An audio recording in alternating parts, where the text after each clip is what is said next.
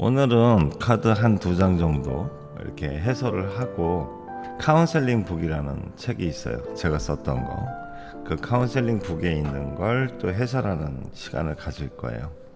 첫 번째 타로 카드는 바로 이 더 풀 카드입니다. 이 메이저 카드 22장 0에서부터 이제 21번까지의 카드 중에 제일 첫 번째 시작을 알리는 카드입니다. 해설서에 보면 0번 The Fool, 즉흥적인, 순수함, 이 두 가지의 키워드를 가집니다. 광대는 날아오를 준비가 되었다. 비행을 위해 날개가 간질간질하고 그가 내디딘 한 발짝이 편안한 둥지를 뒤로하고 메이저 카드들을 향한 여정을 시작한다. 그는 준비가 되어 있는 것일까? 그는 실패할 것인가? 이 카드는 시작에 대한 카드이다. 이것은 당신의 즉흥성, 흥, 재미, 순진함, 그리고 미숙함을 가리킨다. 사람들은 당신의 능력을 의심할 것이다. 그러니 당신에게 바보라고 불릴 각오를 하라. 실패할 각오도 하라. 사람들이 당신을 두고 뭐라고 하던 이것은 당신의 여정이다. 그리고 이미 시작되었다. 이렇게 써 있습니다. 보통 이제 사람들이 많이 하는 질문, 타로카드 유튜브 방송 보다 보면 이렇게 낚시용 그 제목 있잖아요. 헤어진 그에게 연락이 올까요? 그런 질문들을 받았다고 우리가 가정을 하죠. 헤어진 그에게서 제게 연락이 올까요? 기다리면. 아니면 제가 연락을 해야 될까요? 이렇게 질문한다면, 그랬을 때 이런 카드가 나온다면 해답은 네가 해라가 됩니다. 실패할 각오를 하고 전화를 하면 긍정적인 새로운 시작이 기다릴 수 있다라는 거죠. 그러니까 새로운 시작이 기다린다라는 것은 사실 이 메이저 카드들은 마이너 카드처럼 된다 안 된다라는 의미를 부여하는 것보다는 어떤 행위에 대해서 했을 때 얻어지는 것, 그 다음에 하지 않았을 때 얻어지지 않는 것들, 이런 거에 대한 이야기가 많아요. 상대방이 지겨워, 얘가 나한테 전화했어, 이런 식으로 받아들인다고 해도 실패할 각오를 하고 전화를 해보라고 얘기하는 겁니다. 그랬을 때 새로운 여정이 시작이 된다는 의미예요. 그러니까 실패해서 끝, 그 뒤가 없는 게 아니라 새로운 여정이 시작이 되죠. 첫 번째 조건은 이런 겁니다. 상대방이 그렇지 않아도 나도 전화하고 싶었어 라고 따뜻하게 받아줄 수가 있어요. 두 번째 조건은 상대방은 거절하듯이 안 받거나 왜 전화했어? 차갑게 받을 수 있겠죠. 세 번째 조건은 두 번째와 연관이 돼서 거절당하고 실망해서 전화를 끊음으로써 마음 안에 있는 미련을 끊고 새로운 연애에 집중할 수 있는 그런 새로운 시작을 할 수 있다라는 의미도 됩니다. 이 풀카드에서는 그런 의미들을 추가로 잘 해설하셔야 돼요. 그냥 된다 안 된다 이렇게 말씀하시면 안 돼요. 그거는 이제 마이너 카드에서는 그렇게 말하는 카드들이 많이 있으니까, 이렇게 메이저 카드들이 나온다면 사실 그런 의미를 내포하고 있다라고 받아들이시면 돼요. 그리고 거기까지 읽어내서 상대방을 따뜻하게 감싸줄 수 있어야 아주 타로 리더로서 굉장한 능력을 가지신 분이라고 볼 수 있습니다. 두 번째 카드 한번 볼까요? 이 카드는 이제 더 매지션입니다. 키워드는 자율, 행동, 이렇게 말합니다. 먼저 문장을 한번 읽어볼게요. 이 카드는 한없이 광활한 에너지의 카드이다. 다른 메이저 카드들이 정적과 마음의 양상을 다룰 때 이 카드는 그저 행동에 대한 카드이다. 이젠 당신 스스로를 야생고양이라고 생각할 때이다. 야생고양이의 재빠름, 자태, 그리고 능력들을 끌어안도록 하라. 시작하기 두려워하지 말라. 당신이 손 닿는 곳 안에 네 가지 요소의 힘을 다 가지고 있다. 지금이야말로 그 힘을 사용할 때이다. 예, 요 작가는 이렇게 표현해 놨어요. 그리고 이 카드의 가장 큰 의미는 바로 행동이다. 생각하고 계획하고 그 안에서 머무르지 말고 이제 자신이 가진 그 환경, 능력, 조건을 맞춰서 있는 힘껏 행동하라라는 그런 의미가 됩니다. 일단 카드를 보시면 이제 그 강한 에너지, 노란색, 그 뻗어나가는 그림, 그 다음에 이제 4대 원소, 그러니까 swords, 그 다음에 펜타클, 그리고 컵, 완드, 이렇게 네 가지 요소를 그 야생 고양이가 이렇게 밟고 있죠. 점박이, 도트무늬가 무한을 뜻하는 그 그림이 그려져 있는 걸 볼 수 있어요. 그래서 이제 무한한 힘을 가진 야생 고양이가 되겠죠. 어떤 사업이라든지 내가 무슨 일을 하고자 할 때, 어떤 사람과 같이 일을 하려고 할 때, 그리고 낯선 일을 해보려고 할 때, 매지션 카드가 나왔을 때는 뭐 더 이상 생각할 필요가 없어요. 그냥 진행하면 됩니다. 만약에 이제 질문을 좀 예시해 볼까요? 이런 카드들이 많이 나오게 되는 경우가 이제 가게를 열려고 하거나 또는 취업하려고 하거나 어떤 사람과의 인간관계를 이제 결정해야 된다든가 또는 오랫동안 그 하고 싶었지만 하지 않고 참아오던 것들, 독립하는 문제들, 이런 여러 가지 질문에서 이 카드가 나온다면 그것을 현실적인 면, 그러니까 내가 두려워하는 현실적인 면을 더 이상 생각하지 말고 행동으로 옮기라는 뜻이 됩니다. 어떤 친구가 이제 그 서울에 취업이 됐는데 뭐 방을 얻어서 독립을 해야 되고 그런 상황인데 이제 돈이 없고 부족하고 그랬을 때 이런 카드를 얻는다면 방을 얻기 위해서 인터넷을 뒤지는 게 아니고 직접 그 동네, 회사를 다니기 편한 동네 근처에서 방이 있는지, 시세가 얼마인지, 또는 그 시세에 맞는 보증금이나 이런 것들을 내가 은행을 통해서 또는 가족 돈을 통해서 그런 돈을 만들 수 있는지, 그런 것들을 확인하는 것 자체가 행동입니다. 그렇게 하라는 뜻이죠. 이게 이 카드는 그렇게 하면 네가 필요한 것을 얻게 된다, 이렇게 보시면 돼요. 타로 카드에서 좋다고 나왔으니까 내가 방을 얻으려고 노력을 해요. 그런데 잘 안 얻어지고 힘들어요. 타로 카드가 틀린 건가요? 타로점이 틀린 건가요? 아니요. 그건 점이 틀린 게 아니에요. 힘들어도 하는 겁니다. 이 카드의 내용처럼 용기를 가지고 행동을 하라고 하는 거죠. 그 행동이라는 과정 속에 고통이 없다고 하지는 않아요. 그러려면 아예 처음부터 질문이 고통 없이 할 수 있을까요? 이런 질문이어야 돼요. 대부분의 사람들은 그 일을 하면서 받는 스트레스에 되게 겁을 내거든요. 그래서 질문 자체는 그걸 할 수 있을까요? 라고 말을 하지만 그 일을 함으로 해서 받는 고통에 대해서는 생각을 잘 못하는 편이에요.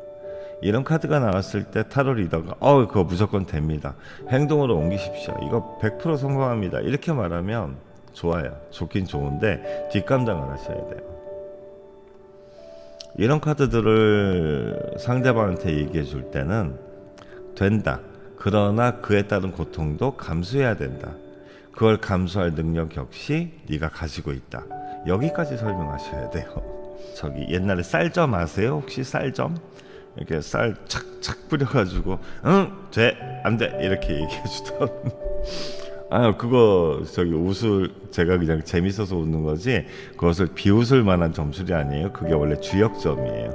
그 무속인 분들이 이 주역을 감소화시켜서 만든 그 점술이기 때문에 그것도 무시할 수 있는 점은 아니에요. 저 같은 경우는 말하다 이제 이미지가 떠오르니까 항상 그 웃기는 장면이 떠오르는 게 있어요. 그렇게 단문단답형으로 말해줬을 때 오는 데미지는 상당히 큽니다.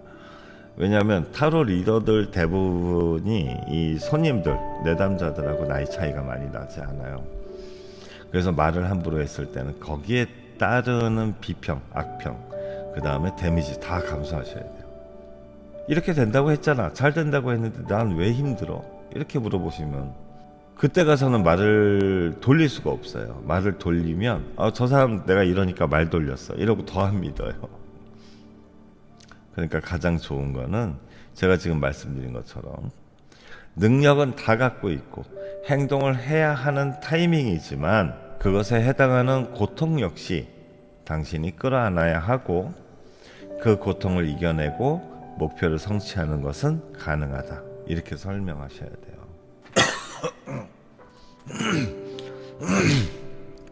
죄송합니다. 이게 코로나 아니고요.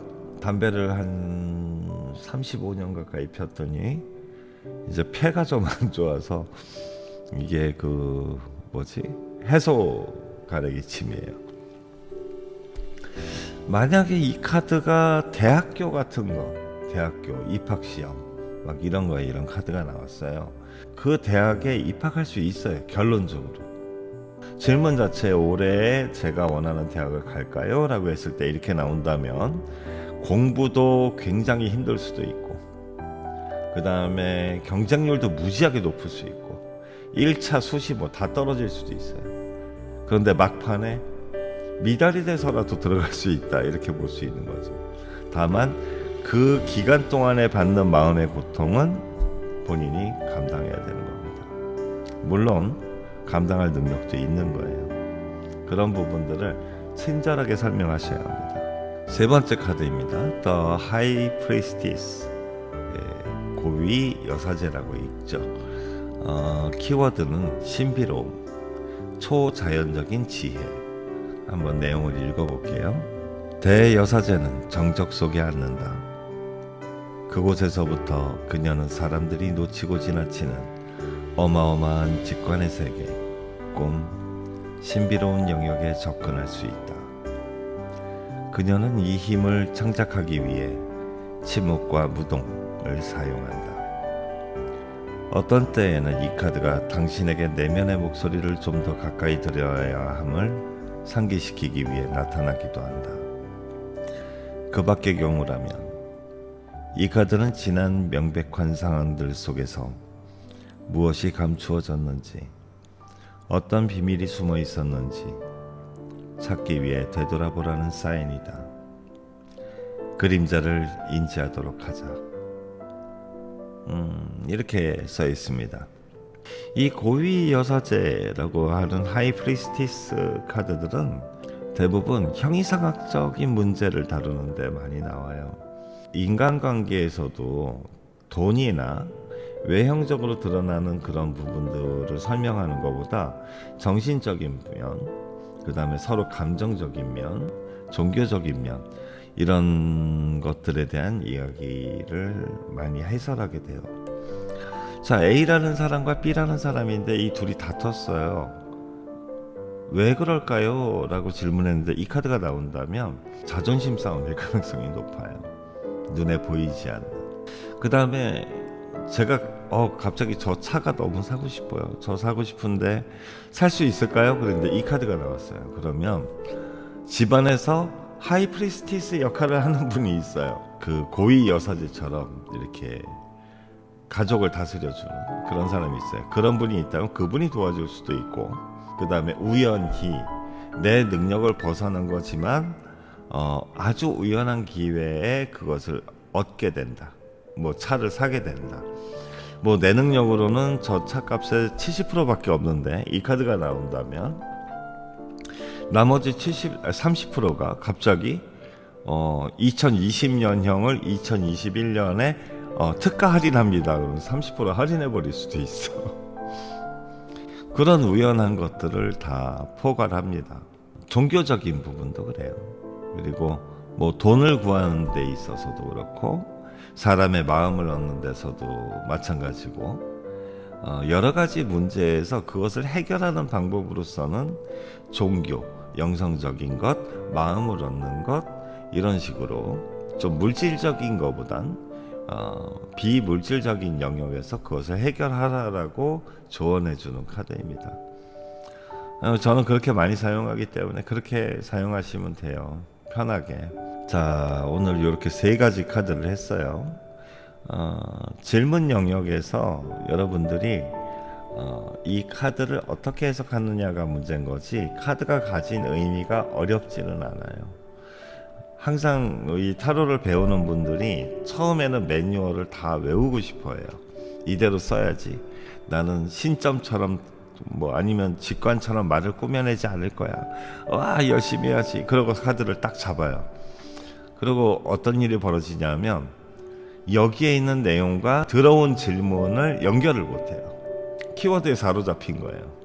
연결을 못하니까 해설을 못해요. 그래서 오히려 누구한테 배우지 않고 막 타로 카드 배운 사람들이 처음에 점을 되게 잘 맞춰요. 왜 그러냐면 그림만 보고 바로 그냥 해설해 버리거든요. 매뉴얼을 모르니까 아예. 그래서 점이 잘 맞는 거예요. 그리고 앞에 앉아있는 내담자를 보면서 직관성이 발현이 돼요. 직관성이라는 게 눈치를 보는 것은 아니에요.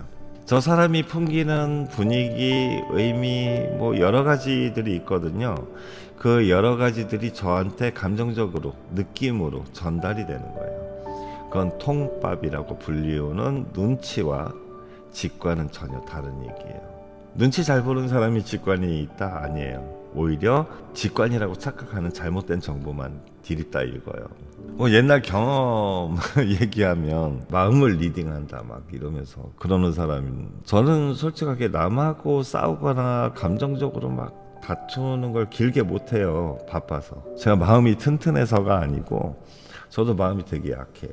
근데 감정적으로 상대방과 오래 싸우질 못해요. 한가하지가 않아요. 제가 부잣집에 태어나지 않았고 재벌 3세도 아니기 때문에 일해야 돼요. 책 써야 되고 사진도 찍어야 되고 제 업무가 되게 많아요. 어떤 그 감정을 끌고 가지 못하죠. 근데 그 상대방은 그 오랜 기간 동안 제가 자신을 저주하고 미워하고 이럴 것이다 이렇게 생각하는 거죠. 그런 생각을 하는 사람들이 오히려 최면을 배우고 리딩을 배우고 하는 사람들이 저한테 이메일이 와요. 과거를 잊고 열심히 어쩌고 그런데 저는 한참을 생각해야 돼요. 이걸 메일을 받아보고 얘 누구더라. 그게 눈치예요. 눈치로 익힌 사람들이, 눈치로 카드를 보는 사람들은 앞에다가 이렇게 사람을 놓고 말을 2갈래로 합니다. 그렇다고 말을 할 수 있지 않다. 이렇게 상대방의 반응을 보고 그 눈치에 맞춰서 그러니까 그렇게 말했잖아 라고 얘기하죠. 그 2번째 단어에서 이게 눈치고요. 직관이 있는 사람들은요 이렇게 얘기해요. 제가 요즘 밤에 잘 못 잡니다. 왜 이렇게 힘들죠? 근데 이 하이프리스티스 카드가 나왔어요. 그러면 이렇게 얘기하는 사람들이 있어요. 당신 수호신과 문제가 있는 것 같아. 혹시 종교가 어디야? 교회 다녀? 아니면 성당 다녀? 사찰 다니나? 그럼 거기에 가서 좀 기도하고 마음의 안정을 찾는 건 어떨까? 이렇게 얘기해요. 이 사람들이 직관을 쓰는 사람들입니다. 순간적으로 수호신과 연결된, 또는 이 사람이 자면서 주변에 오는 파장들을 걷어주는 영성적인 영향이 줄어들어서 영향을 받는구나 이렇게 깔끔하게 생각해요. 그러다 보니까 눈치를 안 보니까 그냥 쭉쭉 나갑니다 말이. 그러니까 직관을 사용하는 사람하고 눈치를 사용하는 사람은 완전히 다른 문제예요. 아시겠죠? 그리고 잠깐만요. 이제 아까 말씀드린 대로 카운셀링 북을 읽어드릴 겁니다. 이 책이 뭐냐면 더 레드 타로 카드 바이블이라는 책이에요. 이 책에 중간부터는 카운셀링 북이라고 들어있거든요. 이게 뭐냐면 사람들과 상담을 하다 보면 여러분들이 무엇을 기준으로 상대방과 대화를 해야 될지 그 기준이 꼭 필요해요. 상대방을 설득하는 것도 기술이고 점 결과를 상대방이 이해할 수 있도록 해주는 것도 중요해요. 그 다음 문제는 뭐냐면 오늘 상담받고 간 걸 잊지 않고 계속 기억할 수 있는 쇼킹한 어떤 문장이 필요해요. 이걸 아폴립스 형식을 빌린다라고 하는데 굉장히 간단한 말을 전해줘서 이걸 되뇌이면서 그 실수를 하지 않게 하는 것. 그래서 이제 아폴립스로 구성되어 있는 문장을 제가 이제 다 모아가지고 그것으로 책 뒷부분에 카운셀링 북이라고 해놓고 이렇게 설명을 다 붙여놨는데도 이해를 못 하시더라고요. 그래서 오늘은 그냥 읽어드릴게요. 읽고 설명을 해드릴게요. 그러면 좀 이해하고 써먹기는 좋겠죠. 카운셀링 북에 이제 160페이지요. 대처법의 오류라는 글이 있습니다. 남자가 길을 걷다 전봇대와 부딪혔다. 그 남자는 화를 내며 자신은 바빠 죽겠는데 누가 하필 전봇대를 자기 앞에 세웠냐며 있는 힘껏 주먹으로 치고 발로 걷어찼다. 여기서 전봇대와 부딪힌 상황은 이미 그가 처한 결과이며 전봇대와 부딪힐 때까지 앞을 보지 않고 걸어간 행위는 주변을 돌아보려고 하지 않은 그가 만든 원인이다. 여기서 가장 큰 장애물은 외부에 탐만하며 전봇대를 두드리고 있는 그의 대처법이다. 전봇대가 여기 있냐면 발로 막 걷어찼다고 하죠. 대부분의 사람들이 어떤 문제가 발생했을 때 가장 먼저 일으키는 겁니다. 화를 내죠. 이런 말을 많이 해요. 왜 나한테만 이런 일이 일어나지? 내가 특별히 잘못한 것도 없고 내가 남을 괴롭힌 것도 없는데 왜 유난히 나한테만 자꾸 이런 일이 생기는 걸까? 왜 나만 꼭 이런 불행을 받게 되는 걸까? 이러면서 불평을 하고 화를 내고 또 주변에 그를 위하는 사람들한테 짜증을 내기도 합니다. 근데 두 번째 그 문단에서 여기서 전봇대와 부딪힌 상황은 그가 이미 처한 결과이며 전봇대와 부딪힐 때까지 앞을 보지 않고 걸어간 행위는 주변을 돌아보려고 하지 않은 그가 만든 원인이다. 그 사건의 원인도 본인이 갖고 있는 거예요. 그 사건이 일어날 때까지 방치했다는 것, 그 사건이 일어날 수 있게 해왔다는 것, 대비하지 않았다는 것, 그것들은 다 그 사람 본인이 한 거지. 그 주변에서 그 사건이 일어나서 문제가 된 그 사람들이 일일이 그 사람한테 너 이렇게 해야 돼. 그래야 나중에 넌 문제가 돼서 나한테 욕을 더 처먹을 거야. 이렇게 한 건 아니거든요. 그러니까 결국은 원인이 자라나도록 놔둔 것도 자신이고 그 부딪힌 결과까지도 자신이 일으킨 겁니다. 그런데 이 상황에서 가장 큰 문제점이 있어요. 그게 뭐냐면 바로 부딪혔을 때 외부의 탓을 하면서 전봇대를 때리고 있는 그 사람의 대처법이라는 겁니다. 왜 이 글에서 굳이 전봇대라고 표현을 했냐면 전봇대는 사람이 때려도 안 아파요. 아마 전봇대에다가 여러분이 드릴이나 뭐 이렇게 망치 들고 가서 전봇대를 협박한다고 전봇대가 죄송합니다. 제가 여기 서 있어서 많이 아프셨죠? 많이 놀라셨죠? 이렇게 하지 않아요. 그죠? 그런데 거기다 대고 화를 내고 때려 부시고 막 욕을 하고 그러고 있다는 겁니다. 그 대처법이 정상적이지 않죠. 우리가 다른 사람 입장에서 그 모습을 본다면 저 사람 술 먹었을 거야. 정신병자일 거야. 이렇게 생각할 겁니다. 그런데도 불구하고 당장 자기 자신은 화가 났기 때문에 그 행동을 하고 있는 거예요. 이게 가장 큰 문제죠. 내가 누구 때문에 마음이 아파요. 내가 누구 때문에 상처받았어요. 내가 누구한테 존중받지 못했어요. 난 누가 싫어요. 그 관계까지 간 건요, 다 자기 자신이 원인과 결과를 만든 거예요. 그런 결과에 마음의 상처를 받은 것조차도 자기 자신이 결정해서 받고 있는 거예요. 관계의 개선이나 어떤 다양한 방법이나 어떤 이야기들이나 기다려준다든가 이런 굉장히 많은 인간관계에서 생길 수 있는 상황을 자기가 배워오고 자기가 학습한 그 범위 안에서만 해보고 난 다 했어. 이제 할 수 있는 거 없어. 이렇게 생각하고 이제 해결이 되지 않는 것에 대해선 분노하는 겁니다.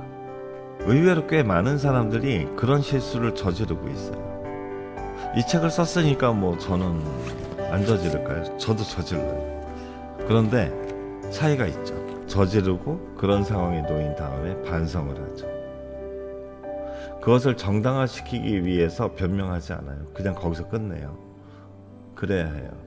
그래야 그것을 버리고 다음으로 걸어갈 수 있는 거거든요. 아시겠죠? 오늘은 이제 가볍게 타로카드 메이저 3장, 그 다음에 카운셀링 북에서 한 에피소드 이렇게 해서 정리하겠습니다. 모두 이제 푹 주무시고 좋은 꿈 꾸시고, 좋아하는 사람, 자기가 보고 싶은 사람 다 꿈에서 만나시고, 오늘 밤에도 다들 고양이 입이 돼서 주무셨으면 좋겠어요. 이렇게 고양이들 잘 때 보면 이렇게 해서 이렇게 고양이들이 잠든 것처럼 행복한 표정으로 잠드셨으면 좋겠습니다. 다음에 또 뵐게요. 감사합니다.